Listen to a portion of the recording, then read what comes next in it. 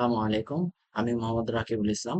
আজকে তোমাদের সাথে ঢাকা বিশ্ববিদ্যালয়ের ২০২০-২১ শিক্ষাবর্ষের প্রশ্নপত্র সমাধান নিয়ে আসছি। তোমরা দেখতে পারতেছো। তোমরা দেখেছো পূর্ববর্তীতে আমি ঢাকা বিশ্ববিদ্যালয়ের বেশ ৪ থেকে ৫টা ভিডিও অলরেডি করে ফেলেছি। সেগুলো আপলোড দিয়েছি। কিছু ভিডিও প্রাইভেট করে রেখেছি যেন তোমরা আম আ দেখতে পারো পরবর্তীতে, অর্থাৎ পেমেন্টের মাধ্যমে দেখতে পারো। পেমেন্টের ব্যবস্থা একটু আরেকবার বলে নেই। তোমরা অনেকেই তোমরা সকলেই জানো, বা কেউ জানো বা কেউ জানো না যে আমার চ্যানেলে টোটাল ১৫০টা কোশ্চেন ব্যাংক সলভ ভিডিও করা আছে। আপাতত এখন পর্যন্ত আজকের এই ভিডিও পর্যন্ত ১৫০টা ভিডিও কমপ্লিট করা হয়েছে। এই সকল ভিডিও যদি তোমরা দেখতে চাও, সম্পূর্ণ সবগুলো ভিডিও যদি তোমরা দেখতে চাও, তাহলে ১০০ টাকা পেমেন্ট করতে হবে আমার হোয়াটসঅ্যাপ নাম্বারে। আমার হোয়াটসঅ্যাপ নাম্বারটা মুখে বলতেছি। অন্য কোনো নাম্বারে আমার সাথে কথা বলা ছাড়া কোনো পেমেন্ট করবে না। আগে আমাকে আম মেসেজ দিবা, তারপর কথা বলার পর আমি এনশিওর করার পর টাকা পাঠাবা। ঠিক আছে? ১০০ টাকা লাগবে। ১০০ টাকা করে। সেটা হচ্ছে 01749317288। আমি স্ক্রিনে দিয়ে দিব 01749317288।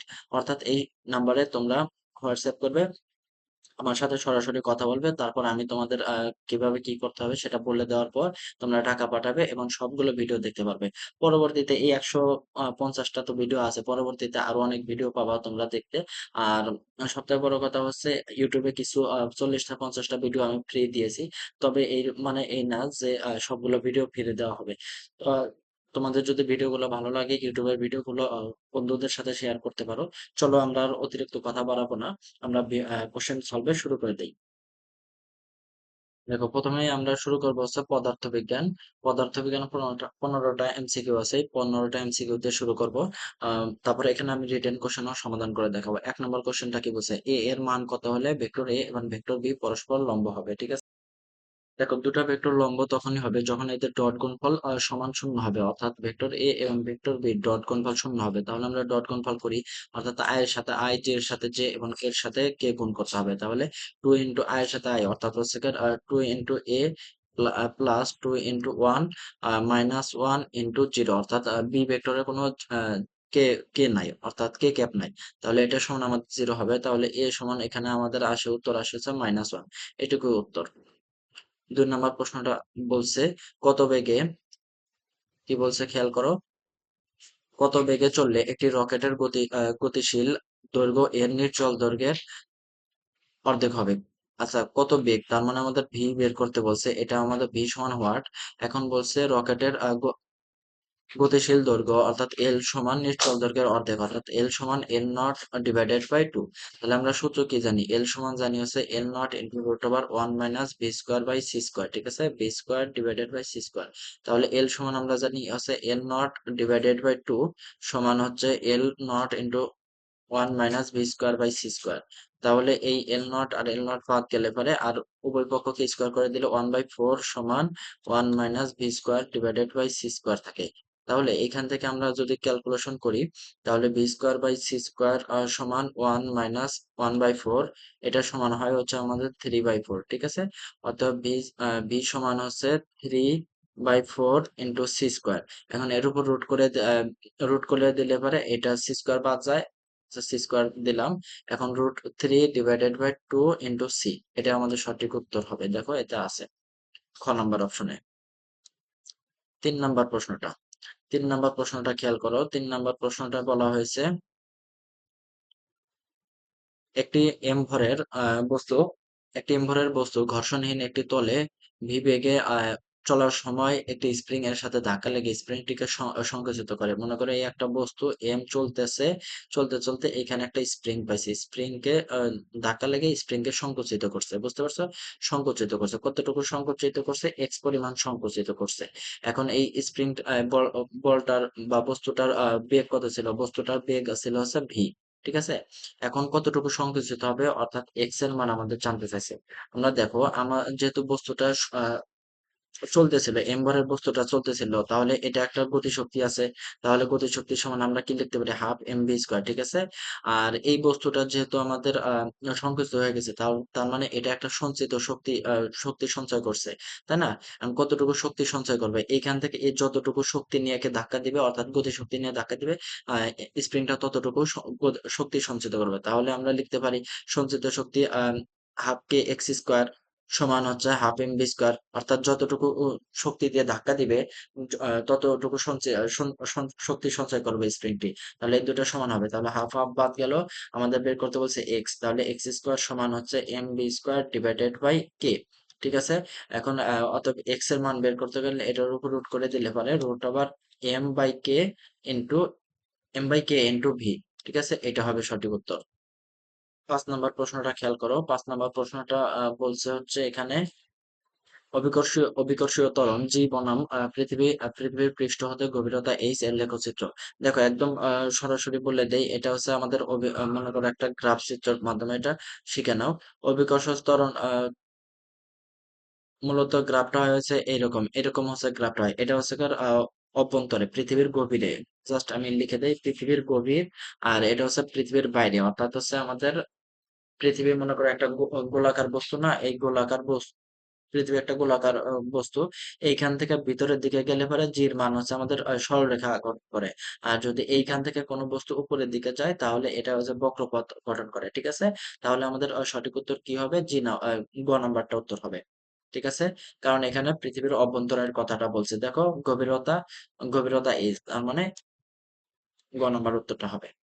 আচ্ছা, 6 নম্বর প্রশ্নটা আমাদের বলছে হচ্ছে, দেখো 6 নম্বর প্রশ্নটা কি বলছে। 6 নম্বর প্রশ্নটা বলছে ইয়ং এর দ্বিতীয় পরীক্ষণে চির দ্বয়ের মধ্যবর্তী দূরত্ব ডি, হলে চির দ্বয়ের মধ্যবর্তী দূরত্ব আমাদের ডি বলছে। এখন বলছে যে চির দ্বয় হতে পর্দার দূরত্ব আবার বলছে হচ্ছে ক্যাপিটাল ডি। এখন পর্দার উপর একটি প্রতি একক প্রস্থে ডোরার সংখ্যা কত? আচ্ছা খেয়াল করো, আমাদের হচ্ছে ডোরা ব্যবধান কত? ডেল এক্স সমান কি জানি আমরা? Lambda D divided by small D. ঠিক আছে, এটাই তো জানি। তার মানে কি একটা ডোরার পুরুত্ব হচ্ছে আমাদের ডেল এক্স। তাহলে একটা ডোরার অর্থাৎ ডেল এক্স যদি, ডেল এক্স মিটার যদি বা ডেল এক্স একক যদি একটা ডোরার পুরুত্ব হয়, তাহলে আমাদের একটা ডোরার পুরুত্ব 1 মিটারে কতগুলা বা একক দৈর্ঘ্যে কতগুলা থাকবে? তাহলে 1/Δx হবে, 1/Δx হবে, কারণ কমতেছে। আর 1/Δx মানে কি? D divided by lambda D. ঠিক আছে, এটা সঠিক উত্তর হবে। দেখো খ নাম্বারে আছে। 7 নম্বর প্রশ্নটা বলছে যে একটি সরল দোলকের দোলনকাল হবে আমাদের 50% বাড়াতে এর কার্যকর দৈর্ঘ্যের পরিবর্তন কত? আমরা সূত্র কি জানি? T1/T2 সমান root over L1 divided by L2। তাহলে আমরা একটু বসাই, দোলনকাল হচ্ছে আমাদের 50% বাড়ানো হয়েছে, তার মানে প্রথমে আমাদের মনে করো প্রথমে 1 ছিল, পরবর্তীতে 50% বাড়ানো মানে কি 0.5 বাড়ানো, তাই না? 50% পার্সেন্ট আকারে প্রকাশ করলে তো এটা আমাদের 0.5 হয়। তাহলে আমাদের T1 হচ্ছে যদি আমাদের 1 সেকেন্ড হয়, T2 আমাদের কত হবে? 1 প্লাস 0.5 মানে হচ্ছে 1.5 হবে, 1.5 সেকেন্ড হবে। তাহলে হচ্ছে আমাদের 0.5 divided by 1.5, sorry 0.5 divided by, না তো T1 তো হচ্ছে আমাদের 1, তাহলে 1 ডিভাইডেড বাই 1.5 সমান root over L1 divided by L2। এখন আমাদের কার্যকর দৈর্ঘ্য পরিবর্তন অর্থাৎ ডেল এল চাইছে, অর্থাৎ L2 মাইনাস L1 চাইছে। ঠিক আছে, এটা আমাদের বের করতে হবে।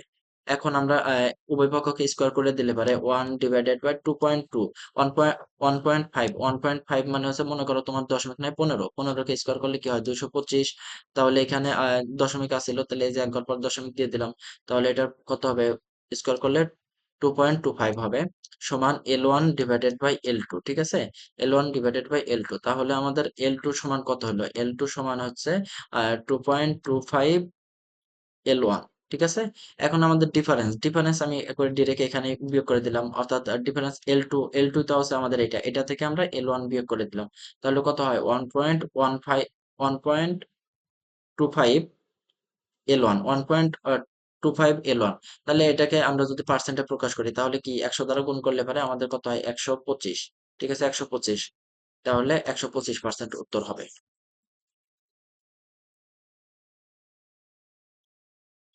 8 নম্বর কি বলছে? কোন আদর্শ গ্যাসের তাপমাত্রা কেলভিন স্কেলে 4 গুণ করা হয়েছে। তার মানে আমাদের T1 যদি আমাদের মনে করো 1 কেলভিন হয়, তাহলে আমাদের T2 কত করা হয়েছে? 4 কেলভিন করা হয়েছে। ঠিক আছে, এখন তার অণুগুলোর মোল বর্গবেগ কত গুণ বৃদ্ধি পাবে? তার মানে আমাদের C2 কত হবে, সি টু কত হবে? আমরা সি ওয়ান সমানও আমরা সি ওয়ান সমান সি ধরলাম, ঠিক আছে? তাহলে আমরা সূত্র কি জানি? সি সমান আমরা সূত্র জানি root over three R T divided by M. অর্থাৎ এখানে তাপমাত্রা এবং মূল বর্গ বেগের সম্পর্ক হচ্ছে সি সমানুপাতিক টি, ঠিক আছে? তাহলে আমাদের C one by C two সমান হচ্ছে root over T one by T two, root over T one by T two. তাহলে আমাদের সি ওয়ান তো সি, সি টু আমাদের বের করতে বলছে। রুট ওভার টি ওয়ান কত আমাদের 1 কেলভিন, আর টি টু হচ্ছে আমাদের 4 কেলভিন, এটা সমান লেখা যায় 1/2। তাহলে আমাদের সি টু সমান আসে কি 2 সি। এটাই হচ্ছে কার আমাদের উত্তর। সূত্রগুলা পারলেই হয়ে যাবে। এরপর 9 নম্বর প্রশ্নটাই বলছে একটি সমান্তরাল পাত ধারককে চার্জিত করার পর, সমান্তরাল পাত ধারককে চার্জিত করার পর ব্যাটারি খুলে ফেলা হলো। এই অবস্থায় ধারকটিতে সঞ্চিত শক্তির পরিমাণ ইউ নট। পাত দুটির দূরত্ব যদি দ্বিগুণ করা হয়, অর্থাৎ সঞ্চিত শক্তির পরিমাণ হচ্ছে আমাদের ইউ নট, অর্থাৎ শক্তি হচ্ছে আমাদের ইউ নট বলা হয়েছে।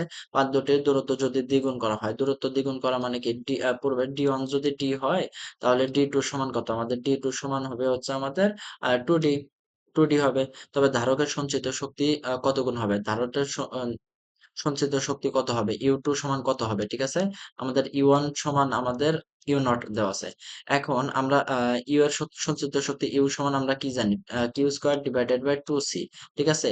আবার এইখান থেকে আমাদের যেহেতু দূরত্বের কথা বলা হয়েছে, তাহলে আমরা সি এর একটা সূত্র জানি না, epsilon nought A divided by D.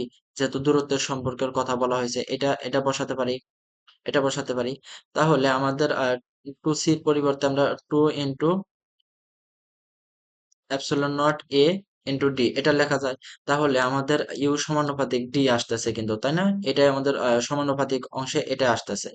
এখন তার মানে আমরা বলতে পারি U one by U two সমান D one divided by D two, ঠিক আছে? তাহলে ইউ ওয়ান যদি আমাদের ইউ নট হয়, ইউ টু আমরা বের করব সমান ডি ওয়ান কত ছিল ডি, আর ডি টু কত হবে আমাদের টু ডি। তাহলে ডি আর ডি কাটা গেল, তাহলে ইউ টু সমান আমাদের টু ইউ নট। সবগুলো প্রশ্ন কিন্তু একই রকম আছে। তা আমরা একটু আরেকবার বলি যে একটি সমান্তরাল পাত ধারকে চার্জিত করার পর ব্যাটারি খুলে ফেলা হলো। এই অবস্থায় ধারকটিতে সঞ্চিত শক্তির পরিমাণ ইউ নট। পাত দুটির দূরত্ব যদি দ্বিগুণ করা হয়, তবে ধারকের সঞ্চিত শক্তি কত গুণ হবে? অর্থাৎ আমরা প্রথমে আমাদের ইউ নট সঞ্চিত শক্তি ইউ নট দেওয়া আছে, দেওয়া আছে, অর্থাৎ ইউ ওয়ান সমান আমাদের ইউ নট দেওয়া আছে। আর আদি দৈর্ঘ্য আদি দূরত্ব ছিল ডি ওয়ান সমান আমাদের ডি, পরবর্তীতে এটা দ্বিগুণ করা হয়েছে, তাহলে ডি টু সমান আমাদের টু ডি হবে, টু ডি হবে। তাহলে আমাদের বলছে তবে ধারকের সঞ্চিত শক্তি কত হবে? ধারকের সঞ্চিত শক্তি ইউ টু সমান হোয়াট, এটা বের করব। এখন আমরা একটা সূত্র জানি, সি সমান epsilon nought A divided by D. যেহেতু আমাদের দূরত্বের কথা বলা হয়েছে, দূরত্বের সূত্র আনতে হবে। এখন সঞ্চিত শক্তি আমরা ইউ সমান জানি হচ্ছে Q square divided by two C, আর সি সমান তো আমরা লিখলাম epsilon nought A by D. তাহলে ইউ সমান Q square D divided by two epsilon nought. তাহলে অর্থাৎ আমাদের সঞ্চিত শক্তি ইউ এবং দূরত্ব ডির সম্পর্ক হবে ইউ সমানুপাতিক ডি, অর্থাৎ U one by U two সমান D one by D two. এখান থেকে মানগুলো বসা দিলেই তো হয়ে যাবে। 10 নম্বরটা কি বলছে? কিউ আধান বিশিষ্ট একটি গোলক, কিউ আধান বিশিষ্ট একটি গোলককে একটি অপরিবাহী, কি বলছে? একটি অপরিবাহী সুতার, কিউ আধান বিশিষ্ট একটি গোলককে একটি অপরিবাহী সুতার এক প্রান্তে বেঁধে কৌণিক বেগে ঘোরানো হচ্ছে। ঘূর্ণায়মান আধানটি কি পরিমাণ বিদ্যুৎ উৎপন্ন করবে? দেখো, এই মনে করো একটা হচ্ছে ঘূর্ণায়মান একটা রাস্তা, এটা এখানে একটা লোক মানে দড়িতে বেঁধে কিউ আধানকে ঘোরাচ্ছে, এটা হচ্ছে আমাদের কিউ আধান, ঠিক আছে? এটা এইভাবে ঘোরাচ্ছে, এইভাবে ঘোরাচ্ছে। এখন ঘোরালে এইখানে এই কিউ আধানটা কতটুকু বিদ্যুৎ উৎপন্ন করবে? আচ্ছা, আমরা আগে লিখি কিউ সমান আমরা কি জানি? আইটি, এটা তো আমরা জানি। বিদ্যুৎ উৎপাদন করবে মানে কি আয়ের মান চাইছে, কিন্তু আমাদের আয়ের মান বের করতে হবে, ঠিক আছে? আয়ের মান বের করতে হবে, তাহলে কিউ সমান আইটি, ঠিক আছে, লিখলাম। তাহলে আই সমান আমরা কি লিখতে পারি? Q divided by T, Q divided by T. এখন এখানে যেহেতু এখানে কি বলছে? ঘূর্ণায়মান আধানটি কি পরিমাণ বিদ্যুৎ উৎপন্ন করবে, তাহলে এটা যদি একবার ঘোরানো হয় তাহলে কি টু পাই, একবার ঘোরাতে আমাদের কতটুকু পর্যায়কাল কতটুকু হবে? তাহলে টি সমান কি টু পাই বাই ওমেগা। পর্যায়কাল টি সমান টু পাই বাই ওমেগা, অর্থাৎ কৌণিক বেগে ঘোরাচ্ছে, তাহলে কৌণিক বেগ ব্যবহার করবো, তাহলে টি সমান টু পাই বাই ওমেগা।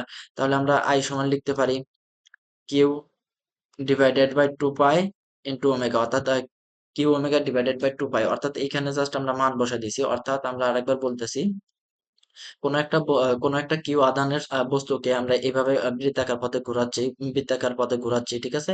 এভাবে বৃত্তাকার পথে ঘোরাতে ঘোরাতে এটা মনে করো যে কতটুকু বিদ্যুৎ উৎপন্ন করবে, অর্থাৎ একবার ঘোরালে কতটুকু বিদ্যুৎ উৎপন্ন করবে। তাহলে আমাদের যেহেতু আমরা আধান কিউ সমান জানি আইটি, তাহলে আই সমান কিউ বাই টি লিখতে পারি। এই টিটা হচ্ছে আমাদের সময়, টিটা আমাদের সময়, আর কিউ তো হচ্ছে আমাদের চার্জ দেওয়া আছে। তাহলে টি সমান আমরা যে 2 পাই বাই ওমেগা লিখতে পারি, কারণ কি এটা হচ্ছে আমাদের কৌণিক বেগে ঘোরানো হয়েছে। ফলে একবার ঘোরালে আমাদের টি সময় কাউন্ট হয়, আর এই টি সময়টা হচ্ছে 2 পাই বাই ওমেগা। তাহলে এটা লিখতে এখানে মানটা বসে দিলে কিউ ওমেগা ডিভাইডেড বাই 2 পাই লেখা যায়। স্থিতিস্থাপক গুণাঙ্কের মান কত? স্থিতিস্থাপক সরি, মাত্রা কত? স্থিতিস্থাপক গুণাঙ্কের মাত্রা কত বলো? স্থিতিস্থাপক মানে কি? ওয়াই সমান এফ এল ডিভাইডেড বাই এ এল। সূত্রটা লেখো। এই এল বাই এল এটা মূলত হচ্ছে আমাদের কি, এটা মূলত হচ্ছে আমাদের দৈর্ঘ্য বাই দৈর্ঘ্য। তাহলে এদের এদের মাত্রা কাটা যাবে, তাহলে আমাদের মেইনলি থাকবে হচ্ছে মাত্রা বের করতে গেলে এফ বাই এ থাকবে, তাই না? এফ বাই এ থাকবে। এখন এফ এর এফ সমান কি লেখা যায়? এম এ ডিভাইডেড বাই এ তো হচ্ছে আমাদের ক্ষেত্রফল, ক্ষেত্রফল, তাই না? এ কিন্তু এখানে ক্ষেত্রফল এরিয়া। তাহলে এখানে এ রাখলাম। এখন এম ভর, এম এর জন্য হচ্ছে ক্যাপিটাল এম, এ হচ্ছে এল টি ইনভার্স 2, আর ক্ষেত্রফল যেহেতু তার মানে কি মিটার স্কোয়ার, তার মিটার স্কোয়ার বলতে কি বোঝা, কি কিভাবে মাত্রা কি এল স্কোয়ার। তাহলে এল স্কোয়ার হলে পরে এটা উপরে উঠে আসবে, তাহলে আমাদের M L inverse T inverse 2 এটা হবে। এটা হবে আমাদের মাত্রা, স্থিতিস্থাপক গুণাঙ্কের মাত্রা হবে এটা। 12 নম্বর প্রশ্নটা।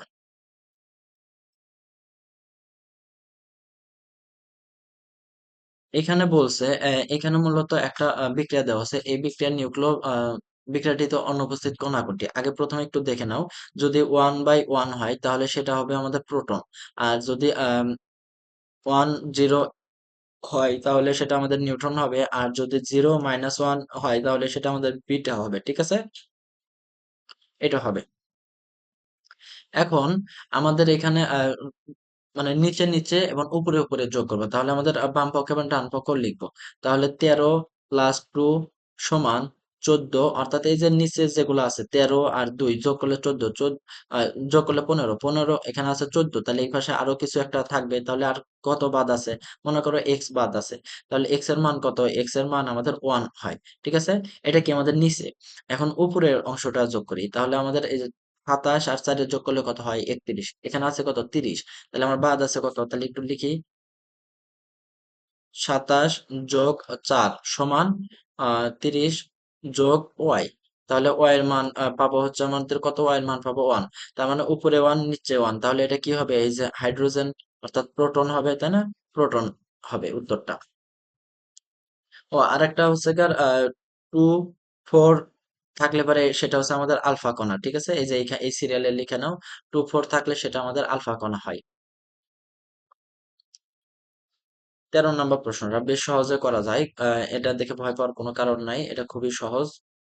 দেখো 13 নম্বর প্রশ্ন, 14 মিনিট পরে একটি তেজস্ক্রিয় পদার্থের 1/16 অংশ অবশিষ্ট অবশিষ্ট থাকে, এর অর্ধায়ু কত? আমাদের হচ্ছে টাইমটি দেওয়া আছে কত? 14 মিনিট, ঠিক আছে? 14 মিনিট দেওয়া আছে, আর অর্ধায়ু বের করতে বলছে, ঠিক আছে? অর্ধায়ু বের করতে বলছে। এখন এখানে আমার দেওয়া আছে কি বলছে হচ্ছে 1/16 অংশ অবশিষ্ট থাকে, তার মানে কি টোটাল অংশ হচ্ছে আমাদের এন নট 16, আর হচ্ছে অবশিষ্ট আছে হচ্ছে এন সমান 1, ঠিক আছে? এখন আমরা একটা সূত্র দেখে নাও, 2 to the power T divided by T half সমান N not divided by N. দেখো এখানে আমি লেখার সুবিধার্থে এই টি হাফ সমান এক্স ধরে নিলাম আর কি। তাহলে আমরা সূত্রটা একটু আরেকবার লিখি, 2 to the power T divided by X সমান N not divided by N. তাহলে আমরা লিখতে পারি 2 টু দি পাওয়ার টির মান তো দেওয়া আছে 14 ডিভাইডেড বাই এক্স সমান এন নট হচ্ছে 16 ডিভাইডেড বাই 1। 16কে আমরা কত ভাবে কিভাবে লিখতে পারি? 2 টু দি পাওয়ার 4 আকারে লিখতে পারি। তাহলে 14/x সমান আমরা লেখা যায় 4। অতএব x সমান 14/4 সমান হচ্ছে 7/2, ঠিক আছে? 7/2।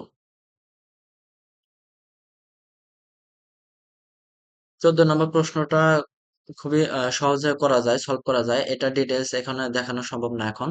কোনো কোনো দিক পরিবর্তী তড়িৎচালক বলের বর্গমূল মান 10 ভোল্ট।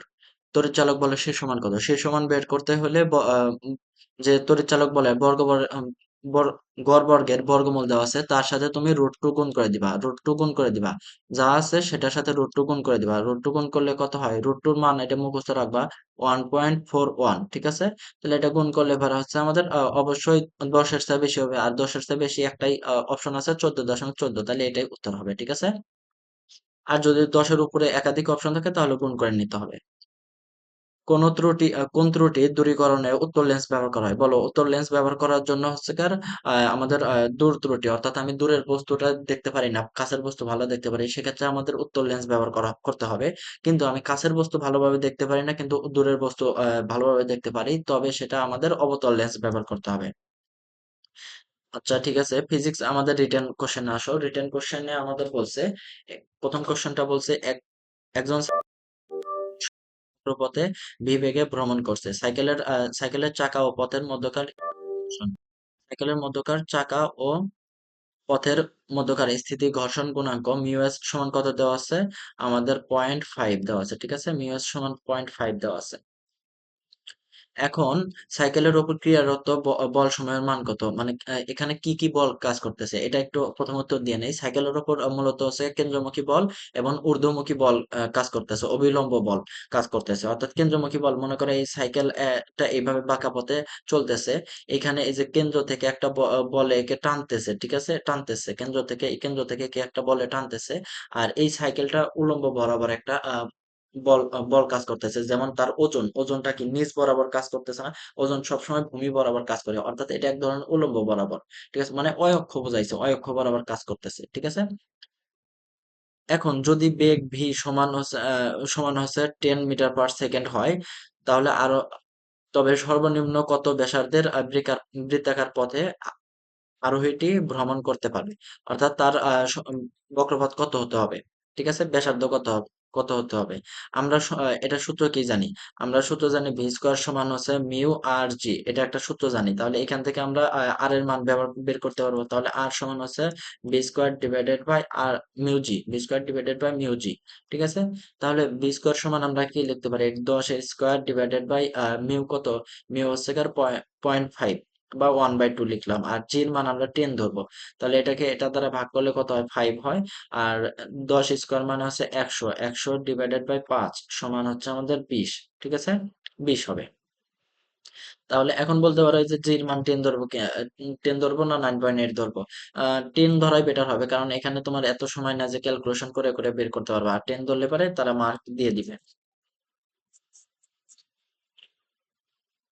এরপর 2 নম্বর প্রশ্নটা, চিত্রের বর্তনীটির প্রান্তদ্বয়ের মধ্যবর্তী বিভব পার্থক্য কত? মধ্য দিয়ে, মানে এই যে আমাদের এই যে এই বিভব ভোল্টটা আছে না, রোধটা আছে না, এই রোধের দুই প্রান্তের বিভব পার্থক্য। এই রোধের দুই প্রান্ত মূলত কিন্তু এই যে এই বিন্দু আর হচ্ছে এই বিন্দু, এই বিন্দু আর এই বিন্দু, এই দুই প্রান্তের বিভব পার্থক্য আমাদের জানতে চাইছে। তাহলে আমরা আগে তুল্য রোধ বের করি। তুল্য রোধ মনে করো আরপি। ঠিক আছে? আরপি সমান একবারে ডিরেক্ট লিখে দিবা। এটাকে সিরিজ 2/3 সিরিজে যুক্ত আছে, তাহলে 2/3 প্লাস এই দুটো হচ্ছে আমাদের সমান্তরালে যুক্ত আছে। যদি দুটা রোধ সমান্তরালে যুক্ত থাকে তাহলে আমাদের সহজে বের করার সূত্র হচ্ছে দুটার গুণফল ডিভাইডেড বাই তাদের যোগফল। ঠিক আছে? দুটার গুণফল ডিভাইডেড বাই তাদের যোগফল। তাহলে এটা আমাদের বের করি 2/3 প্লাস 8/6। আর 8/6 কে আমরা লিখতে পারি হচ্ছে গিয়ে কত? এটা হচ্ছে 4/3।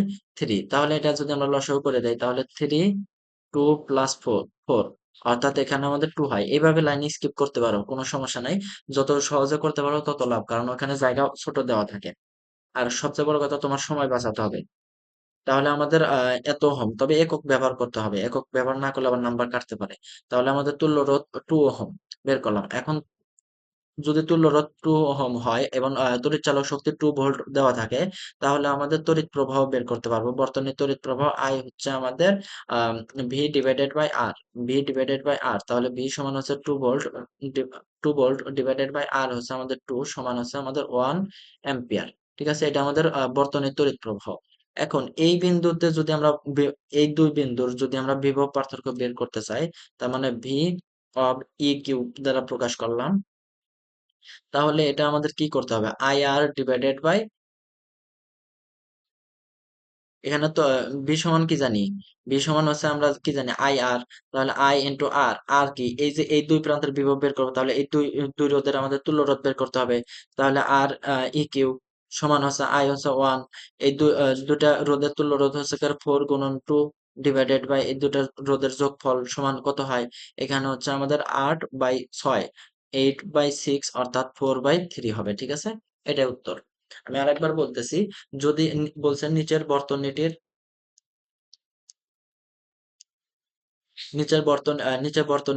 4 ওহম রোধের প্রান্তদ্বয়ের মধ্যে বিভব পার্থক্য, অর্থাৎ এই যে এই রোধের বিভব পার্থক্য, অর্থাৎ এই যে এই বিন্দু আর এই বিন্দুর মধ্যে বিভব পার্থক্য জানতে চাইছে।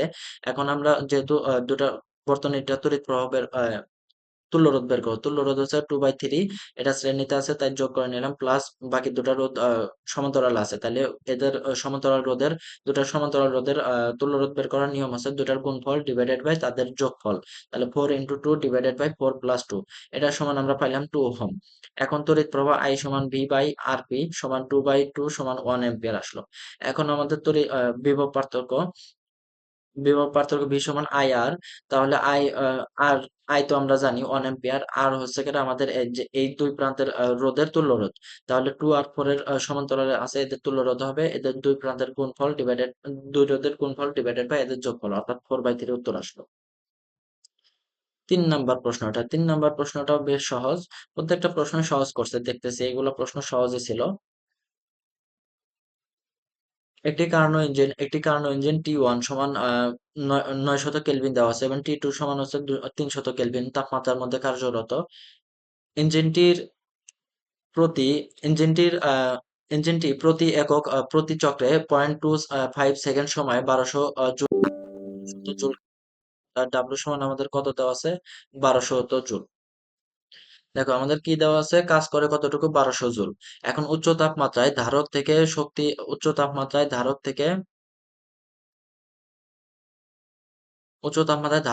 শক্তি সঞ্চিত করে, দাঁড়াও একটু, হ্যাঁ, শক্তি স্থানান্তরের ফলে এর কার্যকরী পদার্থের এন্ট্রপি কত, অর্থাৎ ডেল এস আমাদের জানতে চাইছে, ডেল এস সমান হোয়াট, ঠিক আছে।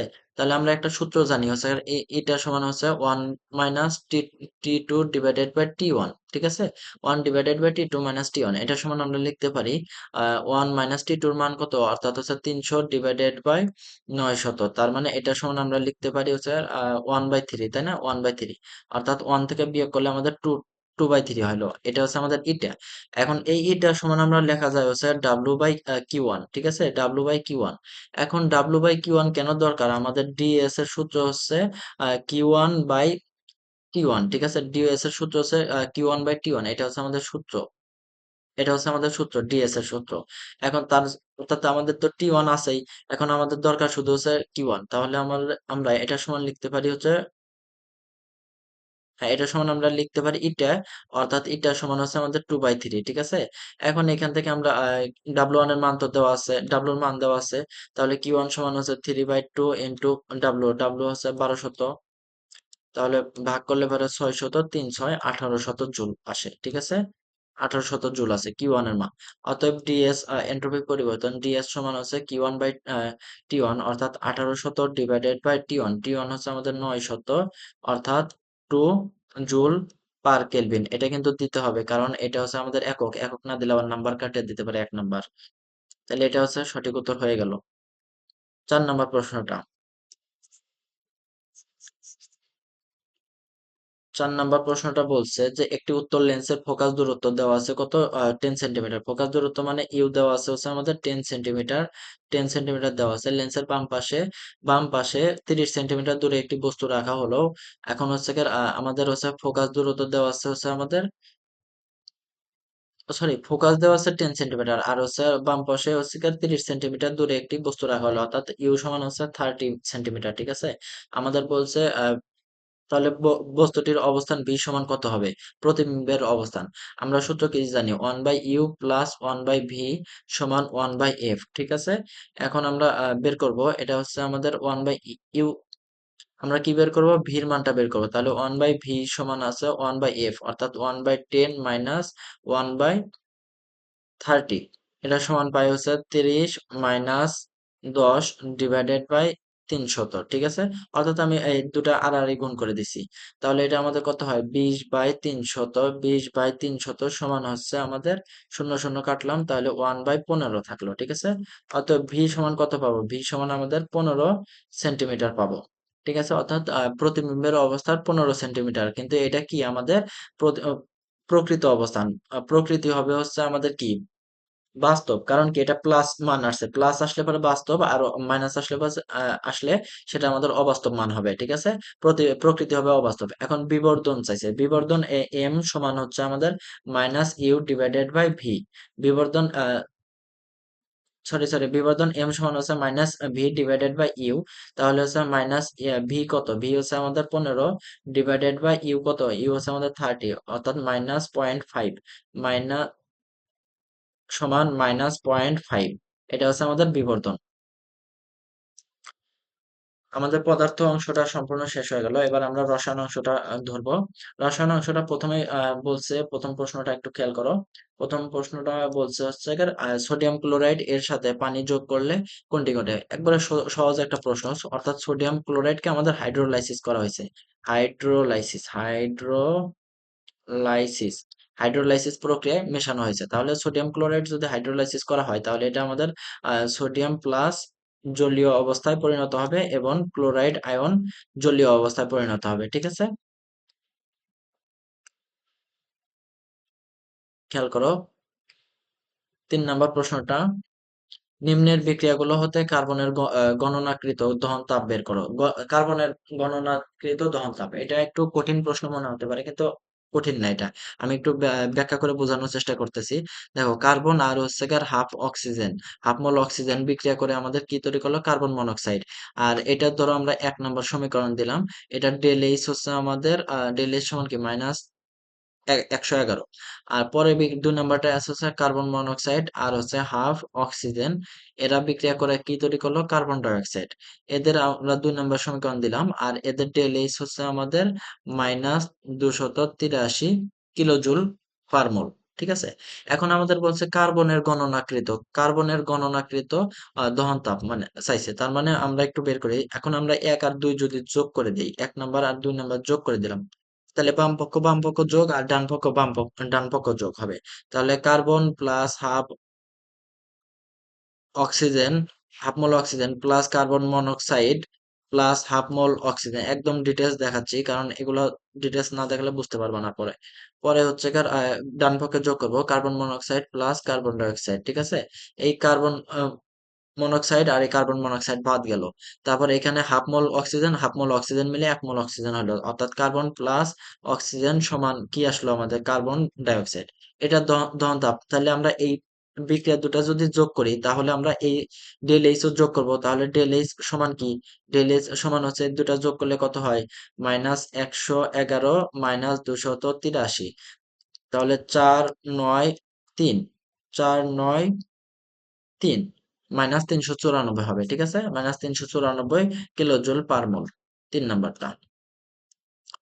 4 নম্বর প্রশ্ন,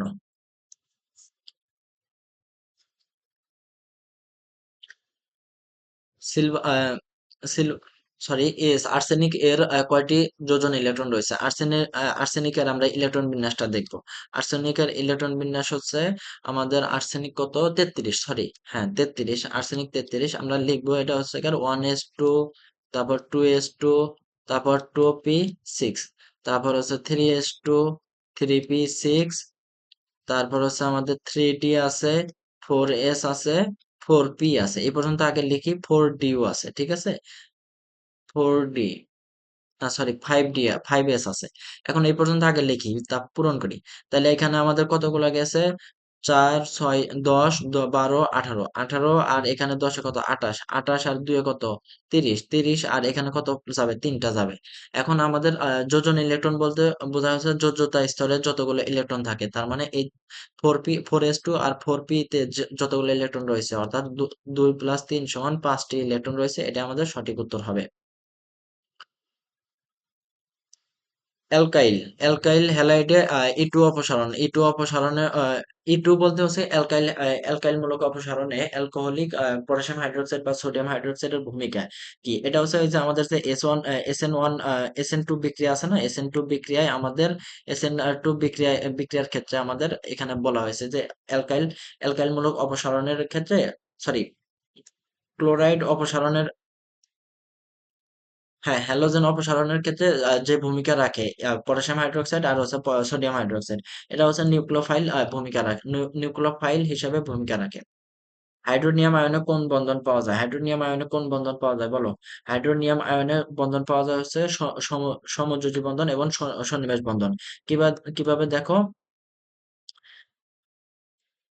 দেখো হাইড্রোজেনে হচ্ছে হাইড্রোজেন 1, এটা হচ্ছে গিয়ে আমাদের অক্সিজেন হচ্ছে 8, এরা দুটা হাইড্রোজেন আর অক্সিজেন সমযোজী বন্ধনের মাধ্যমে গঠন করে হচ্ছে পানি, পানি গঠন করলো, ঠিক আছে, পানি গঠন করলো। পরবর্তীতে এরা হচ্ছে আমাদের আরেকটা হাইড্রোজেন যুক্ত হয়, এই হাইড্রোজেন হচ্ছে আমাদের প্লাস, অর্থাৎ এখানে কোনো ইলেকট্রন নাই।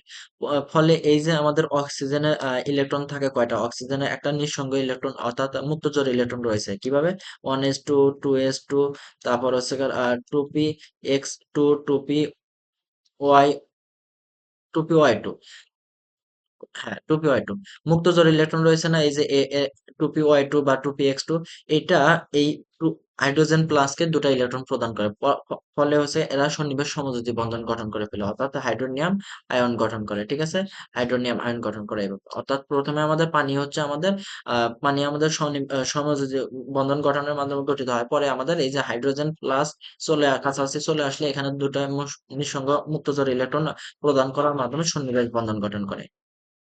নিচের কোনটি সত্য নয়, তার মানে আমরা সত্য যেগুলা সেগুলা বের করতে পারলে অসত্যটা বের করতে পারবো।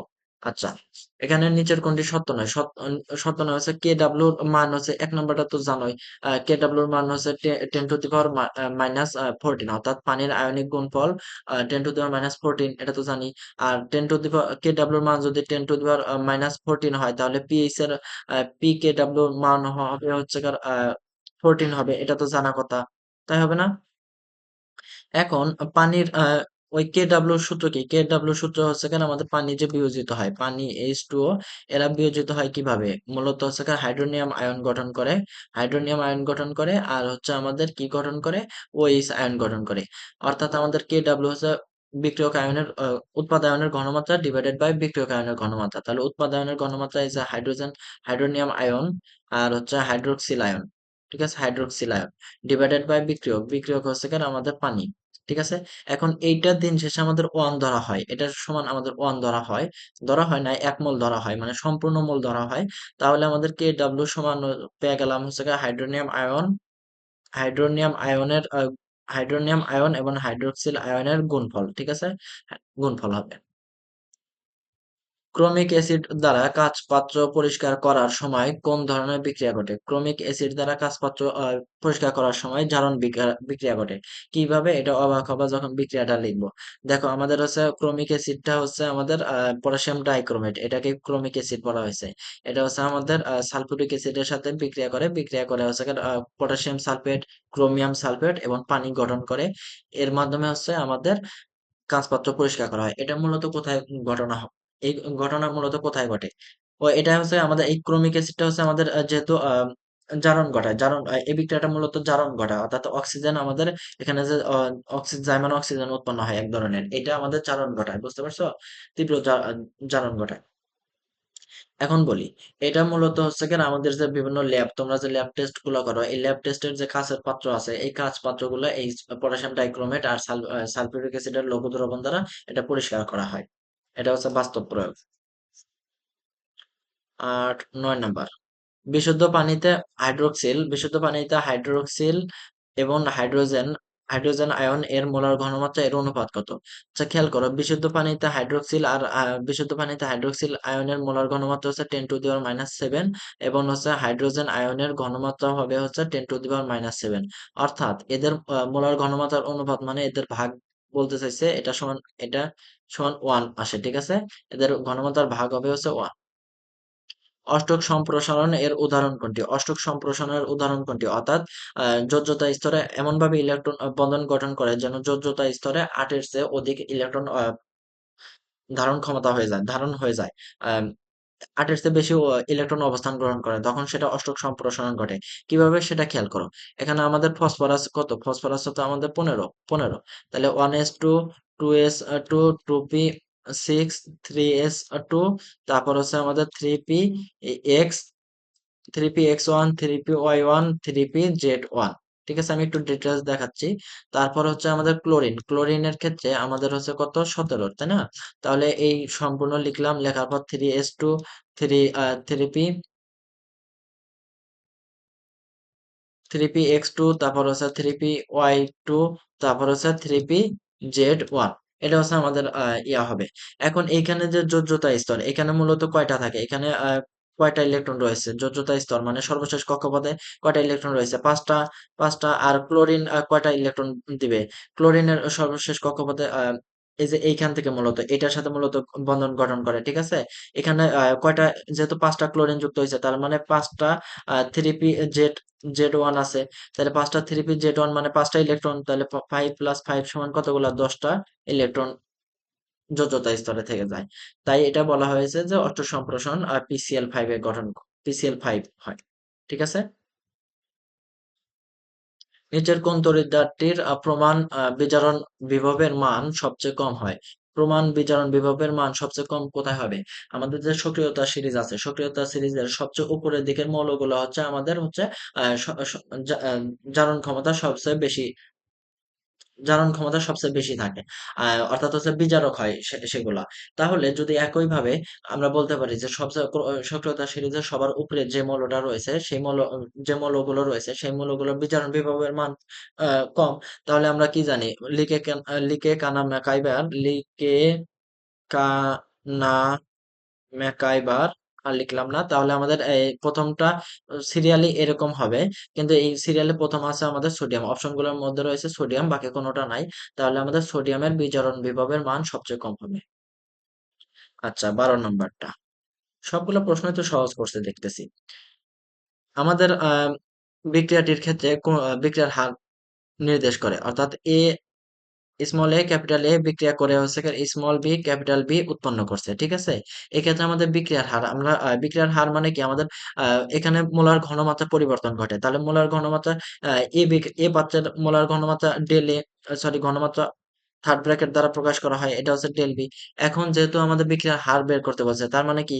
D A divided by DT, DB divided by DT, এটা হবে। এখন কথা হচ্ছে এটা আমাদের উৎপাদ, এটা হচ্ছে এটাও আমাদের উৎপাদ, এটা হচ্ছে আমাদের বিক্রিয়ক, ঠিক আছে? এটা আমাদের উৎপাদ, এটা আমাদের বিক্রিয়ক। এখন এইটাকে যে মোল সংখ্যা থাকে সেই মোল সংখ্যা দ্বারা ভাগ করে দিতে হয়, মোল সংখ্যা দ্বারা ভাগ করে দিতে হয়, ঠিক আছে? এখন মোল সংখ্যা দ্বারা ভাগ করে, এখন উৎপাদটা কি? বিক্রিয়া যখন করে তখন উৎপাদ বাড়ে, অর্থাৎ উৎপাদ আস্তে আস্তে বিক্রিয়া করতে করতে এই যে বড় হয়ে যায়, আর বিক্রিয়ক কি? বিক্রিয়া করতে করতে বড় থেকে ছোট হয়ে যায়, বিক্রিয়ক বড় থেকে ছোট হয়ে যায়। তার মানে কি? বেশি থেকে ছোট হয়ে যায়, তার মানে মাইনাস। আর এটা কি? বৃদ্ধি পাচ্ছে, তার মানে প্লাস। এটা হবে সঠিক উত্তর, অর্থাৎ উৎপাদের ক্ষেত্রে প্লাস, বিক্রিয়কের ক্ষেত্রে মাইনাস। ঠিক আছে। আর এটা এখানে যেহেতু বিক্রিয়ার হার চাইছে, তার মানে মোলার ঘনমাত্রার পরিবর্তন হবে, ঠিক আছে? D A divided by DT, এটা খ নম্বরে আছে। দুধের প্রোটিন কোনটি বলো? দুধের প্রোটিন হচ্ছে ক্যাসিন, ক্যাসিন হচ্ছে আমাদের দুধের প্রোটিন। নিচের কোন যৌগটি সিলভার দর্পণ তৈরি করে? সিলভার দর্পণ তৈরি করে, এটা হচ্ছে কি আমাদের অ্যালডিহাইড। অ্যালডিহাইড হচ্ছে কি টলেন বিকারক, এবং হচ্ছে আমাদের কি ফেলিং দ্রবণ বিক্রিয়া প্রদান করে হচ্ছে শুধুমাত্র অ্যালডিহাইড, আমি অ্যালকিন বলছি মনে হয়। অ্যালডিহাইড, অ্যালডিহাইড অর্থাৎ হচ্ছে গিয়ে আমাদের প্রোপানেল, তারপর প্রোপানেল, যেমন হচ্ছে প্রোপানেল, ইথানেল, তারপর হচ্ছে বিউটানেল, এরা হচ্ছে আমাদের অ্যালডিহাইড, এরা হচ্ছে আমাদের সিলভার দর্পণ তৈরি করে, অর্থাৎ হচ্ছে গিয়ে টলারেন্ট বিকারকের মাধ্যমে বিক্রিয়া করে সিলভারের একটা পাতলা প্রলেপ তৈরি করে। এটা আমাদের দেখতে সাদা রঙের হয়, সিলভার দর্পণ কিন্তু সাদা রং। যেখানে সিলভারের কালার চাইবে দেখবা, বলবা যে এখানে সাদা রং হয়ে গেছে, ঠিক আছে? বেনজিন বলয় সক্রিয়কারী মূলক কোনটি? বেনজিন বলয় সক্রিয়কারী মূলক কোনগুলা বলো তো দেখি। বেনজিন মূলক সক্রিয়কারী মূলকগুলো হচ্ছে অর্থপ্যারা নির্দেশক, ঠিক আছে? অর্থপ্যারা নির্দেশক গুলো হচ্ছে বেনজিন বলয় মূলক সক্রিয় সক্রিয়কারী মূলক। সেগুলোর মধ্যে রয়েছে হচ্ছে কিনা আমাদের বন্ড CH3, তারপর হচ্ছে bond bromide, bond chromide, sorry, bond chloride, chloride ion, তারপর হচ্ছে বন্ড হচ্ছে তারপর ব্রোমাইড তো লিখছি, তারপর হচ্ছে আমাদের আর কি আছে, NH2 আছে, অ্যামাইড আছে, তারপর হচ্ছে আমাদের আরো কিছু আছে। হ্যাঁ, বেশ কিছু আছে, এগুলা তোমরা একটু বই থেকে দেখে নিও। এগুলো সবসময় তো মনে থাকে না, বই থেকে একটু দেখে নিও। অর্থাৎ অর্থ প্যারা নির্দেশক যেগুলা। কেমিস্ট্রি রিটেন আসো। প্রথমে একটা সুন্দর প্রশ্ন দিছে, রাসায়নিক বন্ধন কি, ন্যাপথলিনে অণুতে কয়টি এবং কি কি বন্ধন বিদ্যমান। রাসায়নিক বন্ধন কি, রাসায়নিক বন্ধন কি, এটা লিখতে গেলে তোমাদের এক পৃষ্ঠা দিলেও তাও লিখতে পারবা, কিন্তু এত লেখা যাবে না। এখানে রিটেন কোশ্চেন, আর হচ্ছে একটা কোশ্চেনের ভিতর অনেকগুলো কোশ্চেন রাখছে, তার মানে এক কথায় উত্তর দিতে হবে। রাসায়নিক বন্ধন হচ্ছে এরকম, অর্থাৎ অণু বা পরমাণুগুলো রাসায়নিক বিক্রিয়ার মাধ্যমে একে অপরের সাথে যুক্ত হওয়ার প্রক্রিয়াকে রাসায়নিক বন্ধন বলা হয়। ঠিক আছে, এটুকু লিখলে হবে, বা তোমরা যেটা পড়েছো সবচেয়ে সহজ সহজ এবং ছোট সেটাই লিখলে হবে। ন্যাপথলিন অণুতে কয়টি এবং কি কি বন্ধন বিদ্যমান। এইখানে একটু ন্যাপথলিনের চিত্রটা আঁকায় দিতে হবে, আমি একটু আঁকা। এ হচ্ছে আমাদের ন্যাপথলিনের অর্থাৎ বলয় তৈরি করলাম, করলাম। এখানে হচ্ছে আমাদের ন্যাপথলিনটা কিন্তু আঁকায় দিতে হবে, এটা কিন্তু চিত্র দেখা দিতে হবে। ঠিক আছে, না দেখালে কিন্তু আবার ভুল ধরবে। ঠিক আছে, প্রত্যেকটা বন্ডে এখানে হাইড্রোজেন থাকে। ঠিক আছে, আর এখানে হচ্ছে এই বন্ধনগুলো ডাবল বন্ড হয়। ঠিক আছে, আর এইখানে শুধুমাত্র এইটা আর এইটা হচ্ছে আমাদের ডাবল বন্ড তৈরি করে। ঠিক আছে, এটা হচ্ছে আমাদের ন্যাপথলিনের আকার। এখন বলছে কি কি কয়টি অণুতে কয়টি এবং কি কি বন্ধন রয়েছে। অর্থাৎ হচ্ছে পাই বন্ধন এবং সিগমা বন্ধনের কথা বলছে, যে এগুলো কয়টা কয়টা আছে। দেখো, প্রথমে আমরা হচ্ছে পাই বন্ধন গঠন করবো, পাই বন্ধন গুনবো। তা পাই বন্ধন হচ্ছে কি আমাদের হচ্ছে কি ডাবল বন্ধন, অর্থাৎ যেটা এই যে এখানে দুটা বন্ধন রয়েছে, এখানে দুটা, এখানে দুটা, তারপর এখানে একটা, সরি দুটা বলতে কি মানে এখানে একটা, এখানে একটা, এখানে একটা, এখানে একটা, এখানে একটা, অর্থাৎ টোটাল পাঁচটা হচ্ছে আমাদের পাই বন্ধন। পাই বন্ধন কয়টা আমাদের, টোটাল পাঁচটা। ঠিক আছে, আর সিগমা বন্ধন কয়টা, সিগমা বন্ধন এটা একটু মনে রেখো, তাহলে আমরা পাই বন্ধন হচ্ছে পাঁচটা পেলাম। আমি একটু মুছে নেই। সিগমা বন্ধন আমি আহ লাল কালি দিয়ে দেখাই, দেখো এখানে একটা রয়েছে, তারপর হচ্ছে এখানে একটা রয়েছে, দুটা, তারপর হচ্ছে তিনটা, চারটা, পাঁচটা, ছয়টা, সাতটা, আটটা, আটটা পাইলাম। নয়টা, দশটা, এগারোটা, বারোটা, তেরোটা, 14, 15, 16, 17, 18, আর একটা তো আছে বাদ পড়লো কই? এই যে একটা, 19টা। অর্থাৎ হচ্ছে আমাদের পাই বন্ধন হচ্ছে আমাদের কয়টা পাইছিলাম, পাঁচটা, আর হচ্ছে সিগমা বন্ধন পাইলাম হচ্ছে আমাদের 19টা। এই দুটা কথা লিখে দিলে হয়ে যাবে, তবে চিত্র মাস্ট, চিত্র না আঁকালে পারে বাদ। ও আরো তো আছেই। প্রাইমারি সেকেন্ডারি ও টারশিয়ারি অ্যালকোহল কিভাবে আলাদা করা যায়। অর্থাৎ হচ্ছে আমাদের 1 ডিগ্রি, 2 ডিগ্রি এবং 3 ডিগ্রি অ্যালকোহলের পৃথকীকরণ জানতে চাইছে। প্রথমে আমরা 3 ডিগ্রি, 2 ডিগ্রি, 1 ডিগ্রি থেকে দেখব। আমাদের 3 ডিগ্রি অ্যালকোহল একটা আঁকা। এখানে প্রথমে একটু ছোট করে বিক্রিয়া দিবা, সবগুলো তিনটা বিক্রিয়া দিবা খুব ছোট করে। CH3 বন্ড হচ্ছে অ্যালকোহল, তাই না? তাহলে হচ্ছে আমাদের 3 ডিগ্রি অ্যালকোহলের কথা বলা হয়েছে, তাহলে এই যে বন্ড ওএইচ এটা দিবা, এইভাবে আঁকাবা, এত বড় করে আঁকানোর দরকার নাই। এটার সাথে আমাদের হাইড্রোক্লোরিক যুক্ত হয়, তবে আমাদের প্রভাবক হিসেবে রাখতে হবে জিঙ্ক ক্লোরাইড এবং 25 ডিগ্রি সেলসিয়াস তাপমাত্রা, জিঙ্ক ক্লোরাইড এবং 25 ডিগ্রি সেলসিয়াস তাপমাত্রা। ফলে কি হয়, এই যে ক্লোরিন, আমাদের ক্লোরিন এইখানে যুক্ত হয়। ঠিক আছে, আর পানি আর এই যে ওএইচ আর হাইড্রোজেন বের হয়ে যায়, অর্থাৎ আমাদের এখানে পানি গঠন করে, এবং হচ্ছে আমাদের CH3 থ্রি বন্ড সিএল এটা গঠন করে।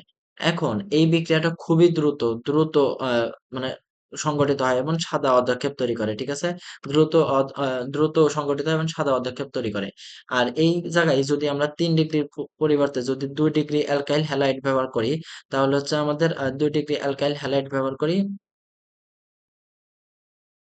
হ্যাঁ, 2 degree alkyl halide, sorry, 2 degree alcohol ব্যবহার করি, 2 ডিগ্রি অ্যালকোহল ব্যবহার করি, তাহলে আমাদের হাইড্রোক্লোরিক, এবং এখানে প্রভাবক ওই একটাই, লিখে দিতে হবে, কিন্তু আমার মতো ডট ডট দিলে হবে না। পরবর্তীতে এখানে এই যে ওএইচ হাইড্রোজেনের সাথে চলে যায়, তারপর এখানে কি হয়, পানি গঠন করে। আর এখানে হচ্ছে আমাদের CH3 বন্ড এইচ সিএল গঠন করে, বন্ড এইচ বন্ড সিএল গঠন করে। এখানে টু আছে। তাহলে এটা হচ্ছে এটা হচ্ছে সেকেন্ডারি অ্যালকোহল বিক্রিয়া। এখানে মূলত 5 থেকে 10 মিনিট সময় লাগে, এই বিক্রিয়াটা হইতে 5 থেকে 10 মিনিট সময় লাগে। আর হচ্ছে এখানে ওই সাদা অর্ধক্ষেপ তৈরি হয়। ঠিক আছে, আর 3 নাম্বার যেটা CH3 bond CH2 bond OH bond ওইস, এখানে যদি হাইড্রোক্লোরিক যুক্ত হয়, এখানে যদি হাইড্রোক্লোরিক যুক্ত হয় এবং একই রকম প্রভাব ব্যবহার করা হয়, তবে এখানে বিক্রিয়া ঘটে না, বা বিক্রিয়া ঘটলেও এটা অনেক দীর্ঘ সময় লেগে যায়, অর্থাৎ 4-5 দিন লেগে যায় এই বিক্রিয়াটা হইতে।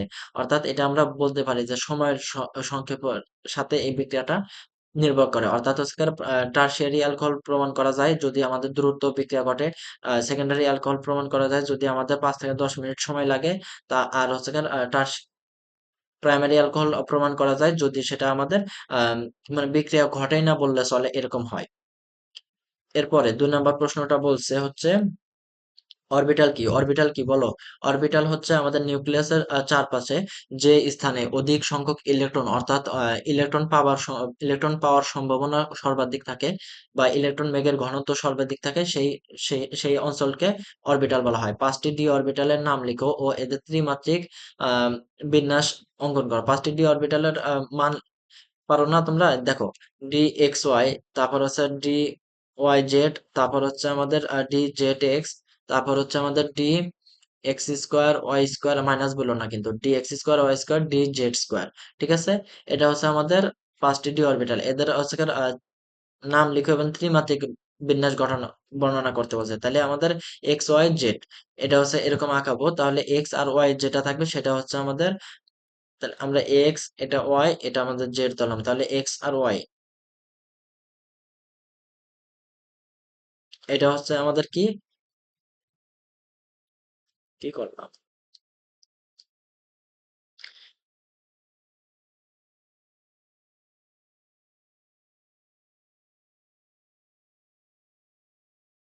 আমি মনে করো এটাই আর কি।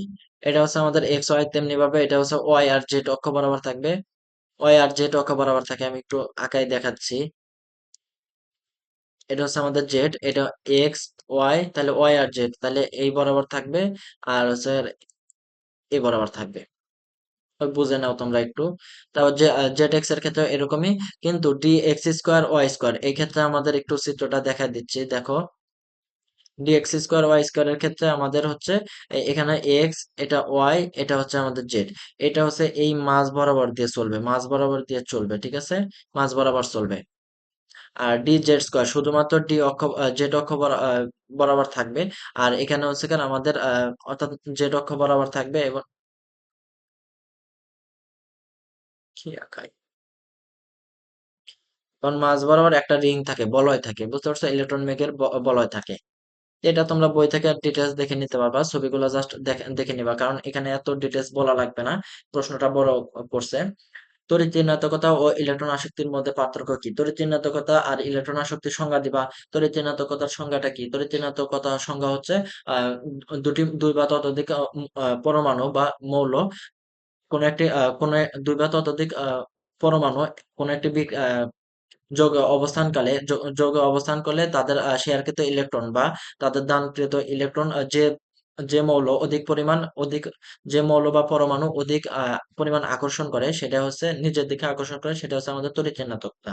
আর ইলেকট্রন আসক্তি হচ্ছে গ্যাসীয় অবস্থায় 1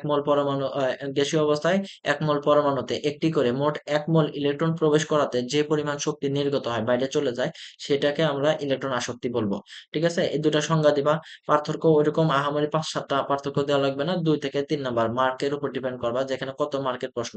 যদি 2 নাম্বার থাকে, 2টা পার্থক্য দিলে হয়ে যাবে, মেজর মেজর 2টা পার্থক্য দিলে হয়ে যাবে।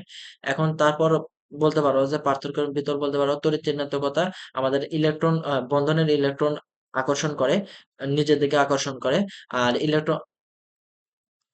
ইলেকট্রন আসক্তি হচ্ছে বন্ধনের ভিতর ইলেকট্রন প্রবেশ করানো, অর্থাৎ হচ্ছে কোনো মৌলে ইলেকট্রন প্রবেশ করানো, ঠিক আছে? তারপর তোমরা বলতে পারো তড়িৎ ঋণাত্মকতার একক নাই, কিন্তু ইলেকট্রন আসক্তির একক রয়েছে, জুল। ইলেকট্রন আসক্তির একক কিন্তু জুল, ঠিক আছে? এই 3টা দিলেই মোটামুটি এনাফ হয়ে যাবে। এরপরের প্রশ্ন, ইথানোয়িক অ্যাসিডের জলীয় দ্রবণের বিয়োজন সাম্যাবস্থা দেখাও। ইথানোয়িক অ্যাসিডের জলীয় দ্রবণের বিয়োজন সাম্যাবস্থা আগে একটু দেখে নেই। ইথানোয়িক অ্যাসিডটা কি? CH3COOH, এটার জলীয় সাম্যাবস্থা মানে, অর্থাৎ এখানে একে পানির ভিতর ছেড়ে দেওয়া হয়েছে, তাহলে আমাদের কি কি গঠন করে? CH3, CH, এটা হচ্ছে আমাদের এ কিউ, জলীয় অবস্থার ভিতর যাবে। আর হচ্ছে হাইড্রোজেন প্লাস, এটা হচ্ছে আমাদের এটাও আমাদের এ কিউ গঠন করবে। মানে এ কিউ গঠন বলতে কি জলীয় অবস্থা বোঝাবে। তাহলে এখানে সাম্যাবস্থা দেখাতে বলছে, অর্থাৎ সাম্যাবস্থা বলতে বোঝানো হয়েছে আমাদের আহ এবং কে এ সংজ্ঞায়িত করতে বলছে। তাহলে আমাদের কে এ হচ্ছে আমাদের উৎপাদনের ঘনমাত্রা ডিভাইডেড বাই বিক্রিয়ক আয়নের ঘনমাত্রা, ঠিক আছে। তাহলে উৎপাদনের ঘনমাত্রা হচ্ছে CH3 সি ডাবল ও মাইনাস এর ঘনমাত্রা ইনটু হাইড্রোজেন আয়নের ঘনমাত্রা, ঠিক আছে। এটা হচ্ছে আমাদের কে। এখন বলছে পিকে সমান পিএইচ হবে কোন শর্তে, এটা বলছে। এখন পিকে এর সূত্রটা আমরা একটু দেখবো। পিকে এর সূত্রটা হচ্ছে পিকে সমান হচ্ছে সরি পিকে সমান পিএইচ হবে কোন শর্তে, তাই না? আমাদের পিএইচ সমান হচ্ছে আমাদের পিকে এ প্লাস লগ লবণ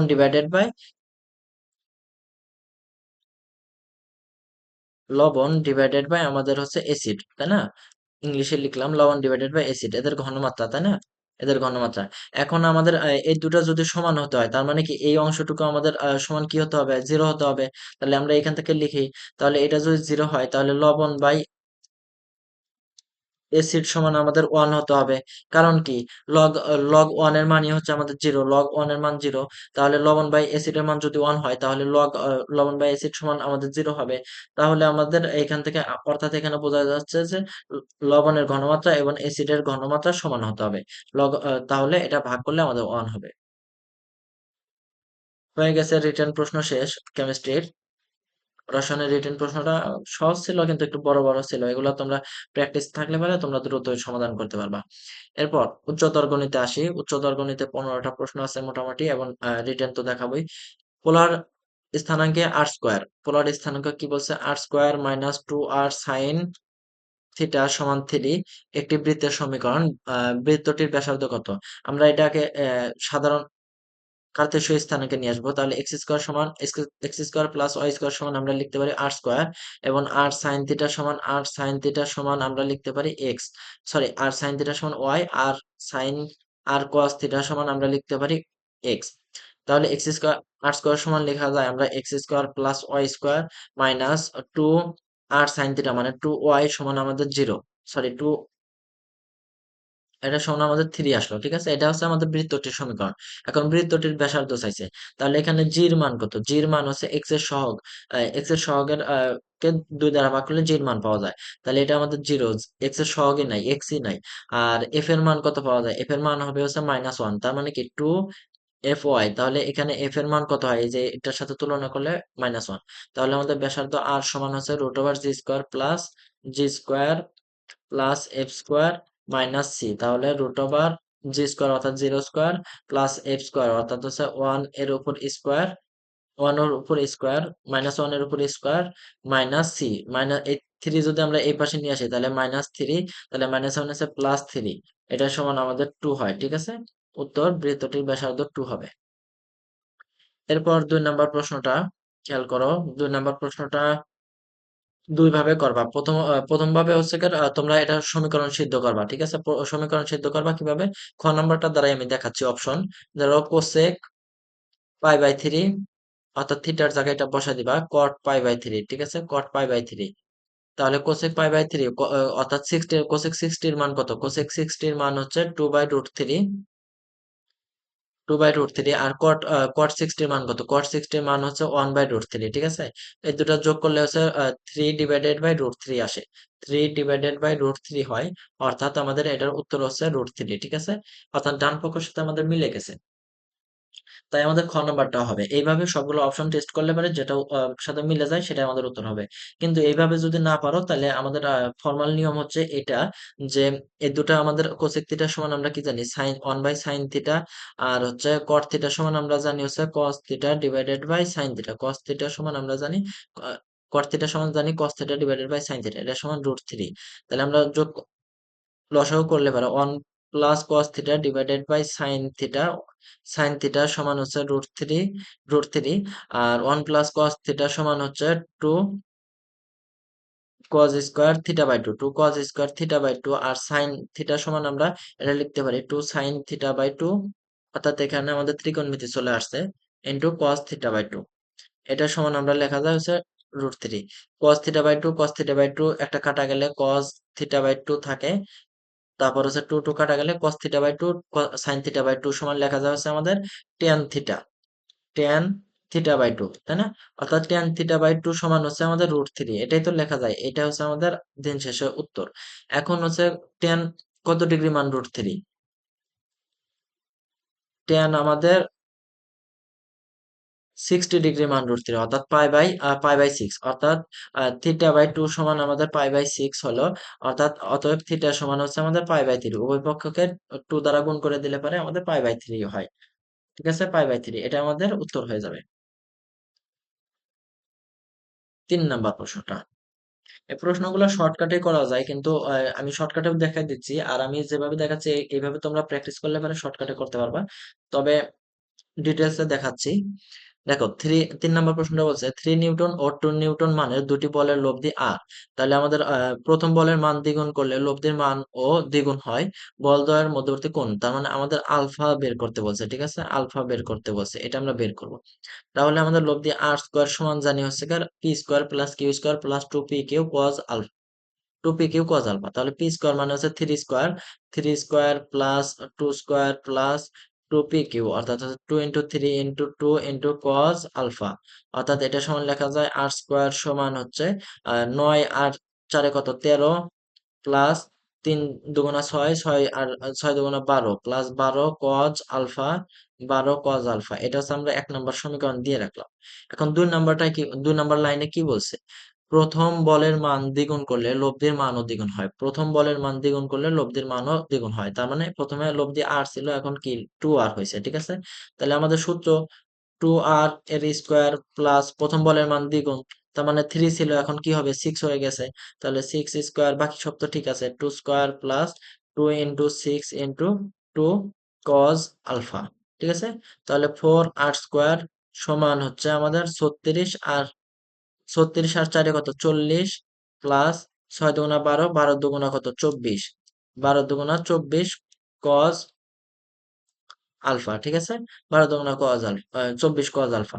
এখন এই যে আর স্কোয়ারের মান আমরা 1 নম্বর থেকে বসাতে পারি না, তাহলে 4 × 13 প্লাস 12 কজ আলফা সমান 40 প্লাস 24 কজ আলফা। ঠিক আছে, এখন এখানে এখানে আমরা লিখতে পারি 4 তেরং কত 52, 4 তেরং, হ্যাঁ 4 তেরং 52 প্লাস 4 বারং হচ্ছে 48 কজ আলফা, গুণ করে দিছি জাস্ট, -40 আমরা এক পাশে নিয়ে আসলাম, -40 -24 কজ আলফা সমান 0 হয়। ঠিক আছে, এখন আমরা জাস্ট এখান থেকে আলফার মানটা রিল্যাক্সে বের করতে পারবো। তাহলে 48 থেকে 24 বাদ দিলে পরে আমাদের 24 কজ আলফা থাকে, 24 কজ আলফা সমান আমাদের কত থাকলো হচ্ছে এখানে, প্লাস আমাদের কত থাকলো 12। ঠিক আছে, এটা সমান আমাদের 0 হয়।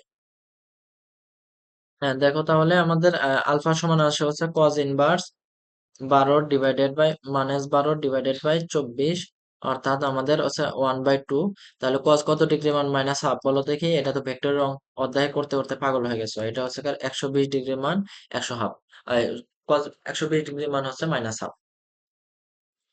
4 নম্বর প্রশ্নটা আমি একটু মুছে নেই, 4 নম্বর প্রশ্নটা পড়ো। 2u আদিবেগ এবং অনুভূমির সাথে লম্ব, 2u আদিবেগ এবং অনুভূমির সাথে লম্ব ভাবে প্রক্ষিপ্ত বস্তুর সর্বোচ্চ উচ্চতা কত?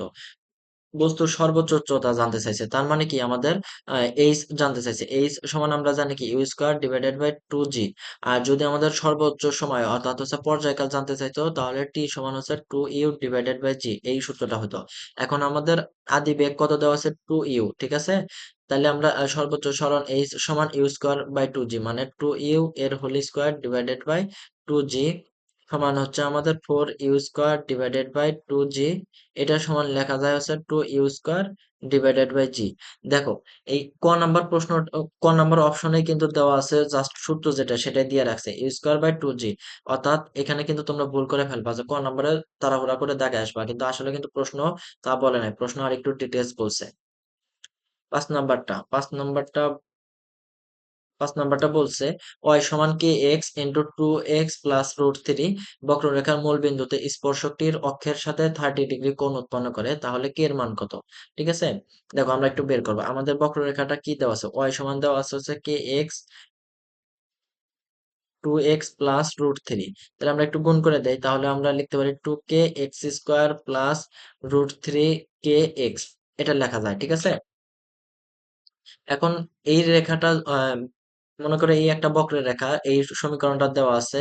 এখন একটা স্পর্শকের সমীকরণ দেওয়া আছে, স্পর্শকের ঢাল দেওয়া আছে। মনে করে এই বক্ররেখার স্পর্শকের ঢাল এটা হচ্ছে আমাদের 30 ডিগ্রি। তার মানে ঢাল এম সমান আমরা কি লিখতে পারি? এম সমান আমরা লিখতে পারি টেন থিটা। টেন থিটা অর্থাৎ 1030। আর 1030 সমান কি 1/√3। এটা হচ্ছে আমাদের এম এর মান হচ্ছে 1/√3, এটা মনে রাখো। এখন এই এম সমান কি আমরা y1 জানি না আবার, এম সমান y1। তাহলে এই সমীকরণ থেকে y1 বের করি, তাহলে y1 সমান কি লিখতে, এটাকে ডিফারেন্সিয়েশন করলে তো y1 পাওয়া যাবে। তাহলে এখানে মূলত 4kx প্লাস √3k, এটা সমানই তো আমাদের ঢাল, এটা সমানই হচ্ছে 1/√3 হবে। এখন বলছে মূল বিন্দুতে, তার মানে এক্স ওয়াই এর মান হচ্ছে আমাদের মূল বিন্দু। দেখো এই যে এখানে বক্ররেখার মূল বিন্দুতে, কোথায়? এই যে বক্ররেখার মূল বিন্দুর কথা বলা হয়েছে। তাহলে আমরা একটু বসায় দিব। তাহলে 4 × k × 0 প্লাস √3 কে সমান 1/√3। অতএব কে সমান হচ্ছে আমাদের 1/3 হবে। ঠিক আছে, কে সমান 1/3 হবে। শেষ, উত্তর হয়ে গেল। এগুলা বেসিক অঙ্ক, অন্তরীকরণ অধ্যায়ের। আচ্ছা, আসো।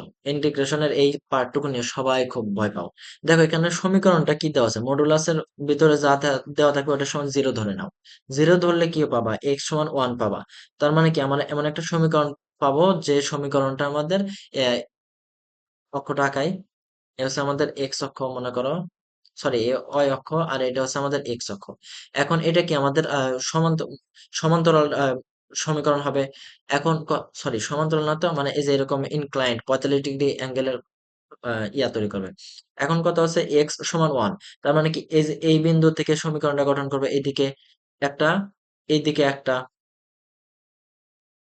এখন x সমান যদি 1 হয়, তার মানে এটা কি আমাদের 0, এটা 1। তাহলে এই ডিসটেন্স টুকু যদি আমাদের 1 হয়, তাহলে এই পাশে 1 ডিসটেন্স পর্যন্ত আছে এই সমীকরণটা। তাহলে এখানে 1 থেকে 1 ডিসটেন্স হচ্ছে 2। তার মানে আমার ইন্টিগ্রেশন কি লিমিট হচ্ছে এখানে এই 0 থেকে আমাদের 2 পর্যন্ত বের করতে বলছে। 0 থেকে 2 পর্যন্ত মানে হচ্ছে x মাইনাস 1 ডিএক্স। এখন মডুলাসটা কিন্তু সরে যাবে, তাই না? কারণ কি আমরা মডুলাস দ্বারা প্লাস মাইনাসের কথা বুঝাইছিলাম, কিন্তু এখানে আমরা চিত্রটা আঁকায় দেখলাম যে দুটাই আমাদের একই অংশ আছে, আমাদের এই যে এই প্লাস অংশে আছে দুটা। ঠিক আছে, এখন কথা হচ্ছে লিমিট যদি আমরা অত ভেজাল না করে আমরা এই 0 থেকে 1 পর্যন্ত বের করে এটাকে 2 দ্বারা গুণ করলে তো পুরাটার ক্ষেত্রফল পেয়ে যাবো, তাই না? তাহলে আমাদের 2 ইন্টু ইন্টিগ্রেশন অফ 0 থেকে 1 এক্স মাইনাস 1 ডিএক্স। ঠিক আছে, তাহলে 2 ইন্টু এক্স মাইনাস ওয়ান এর ইন্টিগ্রেশন হচ্ছে আমাদের x² বাই 2 মাইনাস এক্স।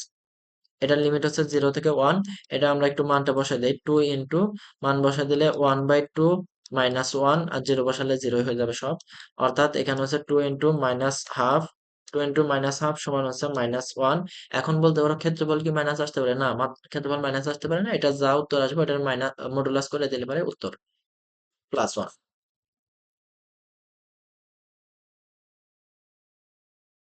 পুরো ঘেমে গেছি। তোমাদের আবারও বলতেছি, তোমরা যদি সবগুলো ভিডিও দেখতে চাও তাহলে সাবস্ক্রিপশন কিনতে হবে 100 টাকা।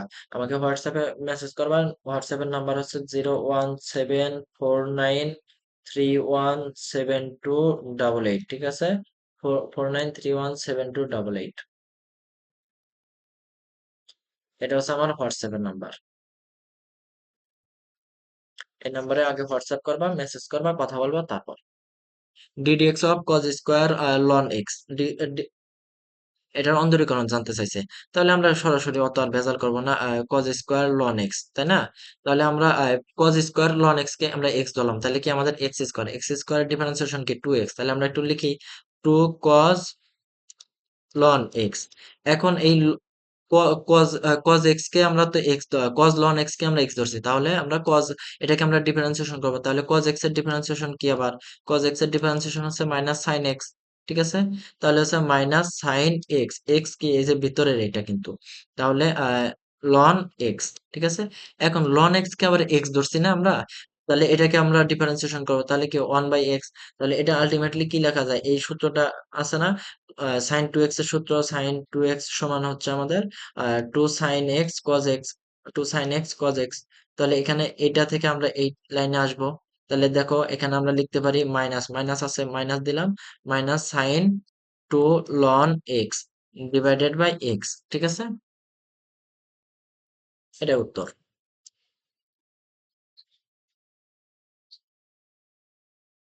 8 নম্বর প্রশ্নটা, 8 নম্বর প্রশ্নটা অনেক সহজ, তারপর আমি আরেকটু সহজ করে দেখাই দিবনি। আমাদের এখানে এ বি সি, প্রথমে এ ট্রান্সপোজ করছে, তাহলে এ এ আমাদের কত আছে, আমাদের হচ্ছে 4/5 আছে, তাই না? 4/5, তাহলে এটাকে ট্রান্সপোজ করা মানে উল্টা দিবা, এরকম আছে হাতের, এরকম আছে এরকম করে দিবা, বা এরকম আছে এরকম করে দিবা, এরকম আছে এরকম করে দিবা, উল্টা দিবা, তাহলে এটা কি 5/4 হবে, ঠিক আছে? এখন বি তো দেওয়াই আছে, প্লাস বি, প্লাস বি মানে কি, এটার সাথে আমাদের বি হচ্ছে 5/4, হ্যাঁ 5/4, অর্থাৎ আমাদের মিলে গেছে, তাহলে যোগ করলে এটাই হবে 5/4 হবে। এখন কথা হচ্ছে আমাদের এটার সাথে সি গুণ করছে, তাহলে গুণন সি, সি কত দেওয়া আছে আমাদের, 4/2 দেওয়া আছে। এখন এই যে গুণনের ক্ষেত্রে এই যে এই অংশটুকু বাদ যায়, অর্থাৎ মাঝের এই দুটা বাদ যায়, ঠিক আছে? তাহলে আমাদের কি থাকলো, 5/2 থাকলো, বাদ যাওয়ার পর যেটা থাকবে সেটাই। এখন কথা হচ্ছে এই দুটা যদি না মিলে, অর্থাৎ 4/4 আছে, 4/4 না মিলে, বা মানে m/n, n/p, এই যে দুটা অংশ যদি না মেলে তাহলে কিন্তু গুণফল হবে না, আর এই দুটার গুণফল হচ্ছে m/p, ঠিক আছে? আর এটার আরো একটু সহজ পদ্ধতি হচ্ছে, তোমাদের এ ট্রান্সপোজ করা লাগবে না, এ ট্রান্সপোজ করার চেয়ে তুমি ডিরেক্ট, কারণ উত্তর যেহেতু আছে, তার মানে বি এর সাথে এ ট্রান্সপোজ করলে বির সমানই হয়ে যাবে, তাহলে বির সমান হলে পরে বি আর সি গুণ করে দিলাম, বি আর সি গুণ করলে কি হয়, 5/4, আর হচ্ছে আমাদের কত, 4/2, তাহলে এই দুটা বাদ, তাহলে আমাদের 5/2, এটা উত্তর হয়ে যাবে, ঠিক আছে? আর যদি উত্তরে যদি আবার ফের উত্তর ছাড়া অন্য কিছু থাকে, মানে সংখ্যাবাচক ছাড়া অন্য কিছু থাকে, তাহলে আবার চেক দেওয়া লাগবে। এক্স সমান এ কস থিটা, ওয়াই সমান এ সাইন থিটা কোন কণিকার সমীকরণ, দেখো এটা আমরা একটু প্রথমে আমরা থিটা দূর করব, থিটা দূর করার পদ্ধতি হচ্ছে আমরা দুটাকে sign square theta plus cos square theta সমান 1 জানি, তাহলে আমরা এক্স উভয় পক্ষকে স্কোয়ার করে যোগ করে দেবো, তাহলে X square plus Y square সমান পাই হচ্ছে A square cos square theta, A square cos square theta plus A square sine square theta, A square sine square theta. তাহলে আমরা এখানে এ স্কোয়ার কমন নিলে sine square theta plus cos square theta পাই, যেটা সমান 1, তার মানে X square plus Y square সমান এ স্কোয়ার হয়। এটা আমাদের একটা বৃত্তের সমীকরণ, খাঁটি বৃত্ত। 10 নম্বরটা, একটা পরাবৃত্ত দেওয়া আছে, পরাবৃত্তটার শীর্ষবিন্দু জানতে চাইছে, পরাবৃত্তের সমীকরণটা আমরা একটু লিখি। এটা দেওয়া আছে 2x সমান Y square plus 8y plus 22, ঠিক আছে? তাহলে 2x সমান Y square plus 2ab, 2ab, এ কত আমাদের ওয়াই, তাহলে বি কত হবে, 8y মিলাতে গেলে 4y, 4 লেখা লাগবে, প্লাস, তাহলে বি স্কোয়ার, বি স্কোয়ার মানে 4 স্কোয়ার। এখন এখানে আমরা লিখছি কত, 4 4 16, 16 আছে আমাদের 22, তাহলে অতিরিক্ত লিখতে হবে আমাদের 6, তাই না? তাহলে আমাদের 2x মাইনাস 6 সমান, এটা এই পাশে নিয়ে আসলাম, বাম পক্ষে নিয়ে আসলাম, তাহলে ওয়াই প্লাস 4 এর হোল স্কোয়ার, এটা সমান লেখা যায়, অর্থাৎ ওয়াই প্লাস 4 এর হোল স্কোয়ার সমান হচ্ছে 4, 2 × x−6, আর 2 × x−6 কে আমরা 4a x এর মাধ্যমে প্রকাশ করতে হবে, তাহলে 4 × 1/2 × x−6 হবে, তাই তো হবে, তাই না? এখন আমাদের শীর্ষবিন্দুর স্থানাঙ্ক কি, আলফা বিটা, শীর্ষবিন্দুর স্থানাঙ্ক আলফা বিটা সমান 0 0, অর্থাৎ আমাদের যে এই x এর অংশ আছে, y এর অংশ আছে, এটা সমান 0 ধরতে হবে, তাহলে x−6 সমান 0, অতএব x সমান আমাদের 6, আর y প্লাস 4 আমাদের সমান হচ্ছে আমাদের 0, অতএব y সমান আমাদের -4। এই x সমান, x সমান এখানে আমাদের 3 হবে, এই যে এখানে কমন নিতে ভুলে গেছি, কমন নিচ্ছি কিন্তু লিখছি 6, এটা হচ্ছে x−3 হবে, তাহলে এখানে আমাদের x এর মান 3, y এর মান হচ্ছে -4 হবে, ঠিক আছে? y এর মান -4, এই দুটাই সঠিক উত্তর, ক নাম্বার অপশনে আছে।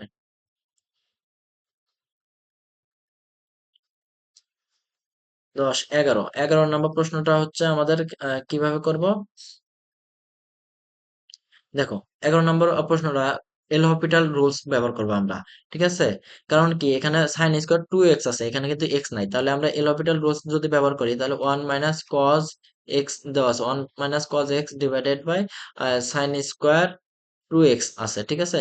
এটা আমরা এল হপিটাল রুল, অর্থাৎ হচ্ছে লব এবং হরকে উভয় পক্ষকে ডিফারেন্সিয়েশন করবো। তাহলে হচ্ছে 1 কে ডিফারেন্সিয়েশন করলে 0, কজ এক্স কে ডিফারেন্সিয়েশন করলে মাইনাস সাইন এক্স। তাহলে মাইনাসে মাইনাসে plus sine x divided by 2 sine 2x into cos 2x into 2। আমি একটু বোঝাচ্ছি, দেখো সাইন স্কোয়ার 2x কে ডিফারেন্সিয়েশন করলে কি হয়? 2 সাইন 2x। এখন যেটাকে x ধরছি অর্থাৎ সাইন 2x, এটাকে আমরা ডিফারেন্সিয়েশন করবো, তাহলে আমাদের cos 2x হয়। এখন এইখানের cos 2x আছে, আমার তো 2x কে আমরা x ধরছি, তাহলে 2x কে ডিফারেন্সিয়েশন করলে আমরা 2 হয়। তাহলে এটা হয়, ঠিক আছে না? এখন হচ্ছে আমরা কি লিখতে পারি? Sine x divided by 2 into, sorry 2 into না দিয়ে আমরা একদম 4 দেই। এই 2 আর 2 গুণ করে দেই, তাহলে 4। আর এই যে সাইন 2x এর সূত্র কি জানি? আমরা জানি হচ্ছে 2 সাইন এক্স কজ এক্স, এর আগে পড়াইছি আজকেই। 2 sine x cos x, 2 sine x cos x, এটা বসালাম। আর এটা তো আমাদের কস 2x, কস 2x একটু তো আমরা আগেই গুণ করে দিছি, এই যে এখানে 4। এক্সট্রা ক্লাস হবে না তাই কালকে, তাই ও আচ্ছা। তাহলে এই যে সাইন এক্স বাদ দিতে পারলাম, তাহলে আমাদের 1 ডিভাইডেড বাই 4 দুগুণ কত 8 cos x into cos 2x, এটা থাকলো। এখন লিমিট কত দেওয়া আছে? আমাদের লিমিট এক্স টেন্স টু 0 দেওয়া আছে, তাই না? তাহলে এক্স এর মান আমরা 0 বসাই দিলে পারে 1 বাই 8 কস 0 ইন্টু কস, এটাও 2 ইন্টু 0, তাহলে 0, আর কস 0 এর মান কত? 1। তার মানে 1 বাই 8 এটা উত্তর হবে। ঠিক আছে? 12। 12 নম্বর প্রশ্নটা হচ্ছে আমাদের সহজ বেশ। দেখো, বলছে হচ্ছে x square minus 2x plus 1 সমান 0 সমীকরণটির মূলদ্বয়ের দ্বিঘাত, সমীকরণের মূলদ্বয়ের দ্বিঘাতের সমষ্টি কত? এটা মেইনলি হবে দ্বিঘাত মূল বিশিষ্ট সমীকরণের সমষ্টি কত। তাহলে এই সমীকরণের মূল কয়টি? আলফা আর বিটা দুটা মূল আছে। এই দুটা মূল হচ্ছে কার এদের সমষ্টি, অর্থাৎ আলফা প্লাস বিটা, এটা সমান কি জানি? মাইনাস বি বাই এ, অর্থাৎ মাইনাস বি, বি হচ্ছে -2 ডিভাইডেড বাই 1, অর্থাৎ হচ্ছে কার আমাদের 1 হবে উত্তর। সরি, উত্তর হবে আমাদের 2। আর হচ্ছে এদের গুণফল যদি চাইতো, তাহলে আলফা বিটা সমান হচ্ছে সি ডিভাইডেড বাই এ, অর্থাৎ হচ্ছে 1/1 সমান 1 হবে। আচ্ছা, 15 নম্বর প্রশ্নটা আউট অফ সিলেবাস ছিল, তাই নেওয়া হয় নাই। 1 নম্বর প্রশ্নটা খেয়াল করো, রিটেন প্রশ্নে 1 নম্বরটা খেয়াল করো। 1 নম্বর প্রশ্নটা বলছে এক্স কিউব মাইনাস, একটু তুলি, x cube minus 3x² plus 7x minus 5 সমান 0 এই সমীকরণের একটি মূল 1 প্লাস 2y। ঠিক আছে? তাহলে অন্য মূলগুলি কি? আচ্ছা, এই সমীকরণে যদি একটা মূল যদি 1 প্লাস 2y হয়, তাহলে অন্য মূলটা, আরেকটা মূল হবে হচ্ছে 1 মাইনাস 2y।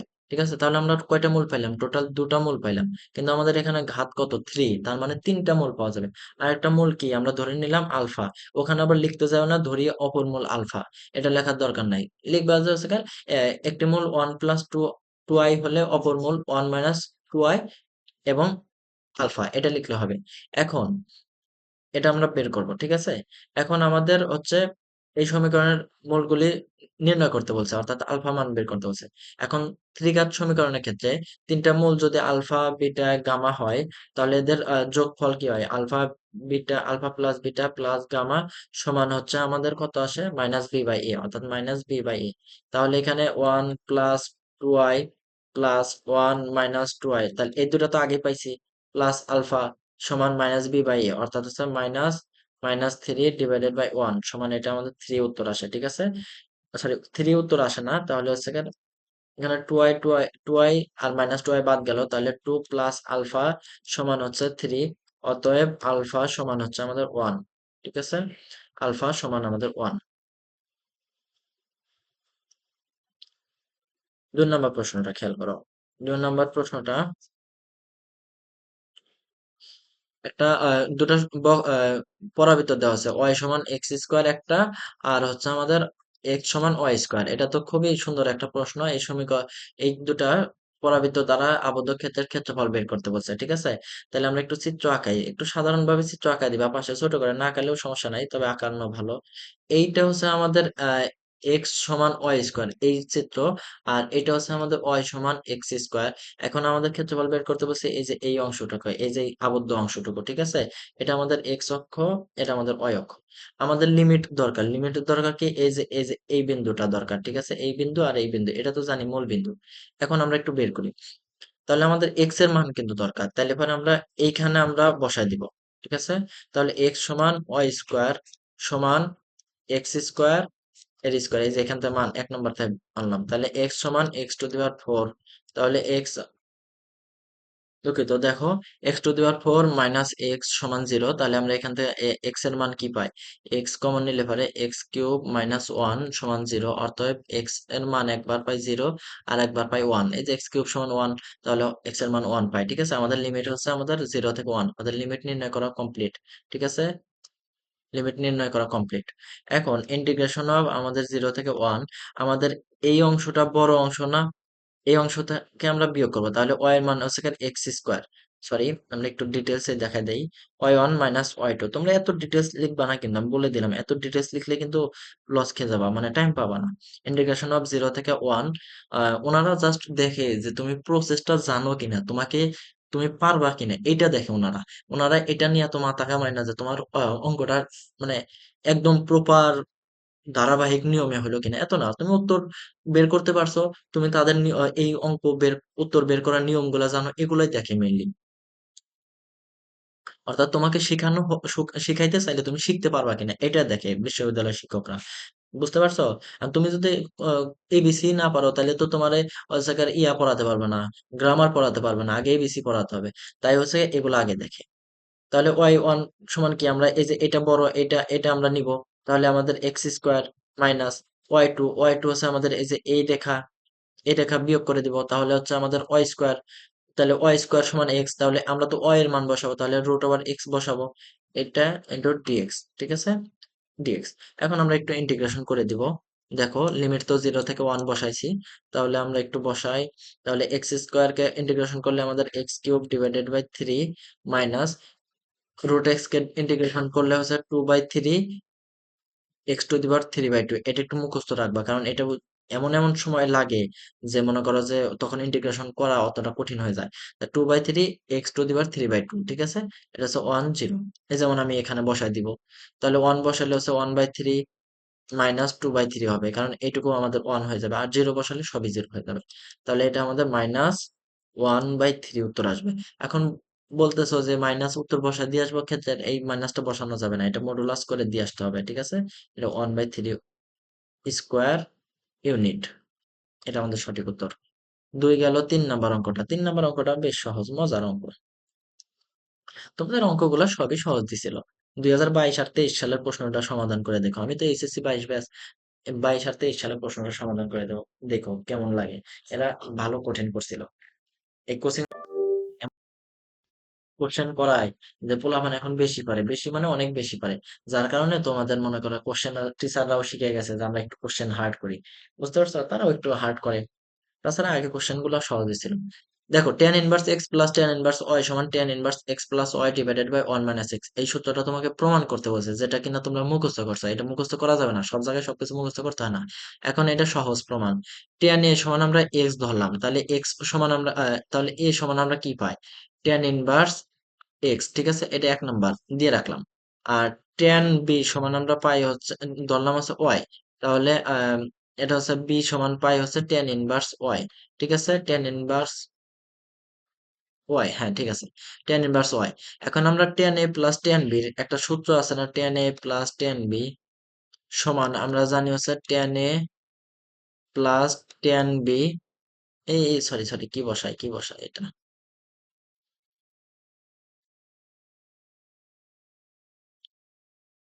এটা হচ্ছে tan a প্লাস b, একটা সূত্র আছে, tan a plus tan b divided by 1 - tan a into tan b, ঠিক আছে?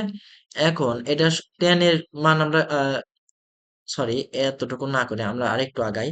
তাহলে আমরা এ প্লাস বি সমান আমরা কি লিখতে পারি? ট্যান ইনভার্স, ওই উভয় পাশে ট্যান ইনভার্স নিলাম, তাহলে tan inverse tan a plus tan b divided by 1 minus tan a into tan b. তাহলে এ প্লাস বি, তাহলে এ সমান আমরা কি পাইছি? Tan inverse x plus tan inverse y, tan inverse y সমান ট্যান ইনভার্স, ট্যান এর মান কত পাইছি? ট্যান এর মান হচ্ছে আমরা x plus y divided by 1 minus x y. ঠিক আছে, এটা আমাদের প্রমাণ সূত্র শেষ। আজকের মতো ভিডিও এখানে কমপ্লিট। তবে কিছু কথা শুনে যাও, আমি আবারও বলতেছি, সকল ভিডিও দেখার চেষ্টা করো। আমি টোটাল 150টা ভিডিও করা কমপ্লিট হয়ে গেল আজকে। এটা আমার 150 নাম্বার ভিডিও, 150 নাম্বার ভিডিও, সকল বিশ্ববিদ্যালয়ের প্রশ্ন সমাধান করব।